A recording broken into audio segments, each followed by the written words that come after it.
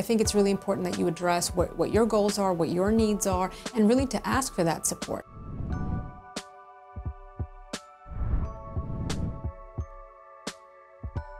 For some people, they can find that it's difficult for them to lose weight when their partners don't support their effort. And in that case, I think the first thing that you have to do is really have an open, honest conversation with your partner to not only share where you're coming from and what your needs are and what your goals are, but also to understand what their goals are.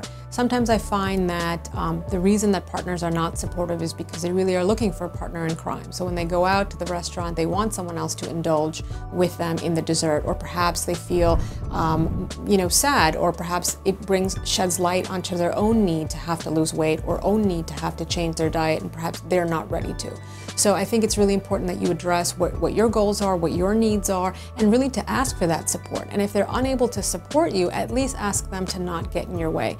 So if you find that your partner is sabotaging your weight loss attempts by bringing home unhealthy foods, by cooking unhealthy foods, by insisting on having dessert, I think you really need to have very clear boundaries and let your partner know beforehand, before the meal is prepared, before you guys go out to the restaurant, that I want to let you know I am not having dessert. And if you offer dessert, I'm just going to go to the bathroom. I'm just going to take the check. I'm going to do whatever. So, and I think you send a very clear message in this point, and let your partner know that you also want to help if they're overweight, want to help them and support them in their weight loss efforts. But having clear, honest communication, dialogue, and when necessary, taking steps to protect yourself will be very important in your weight loss.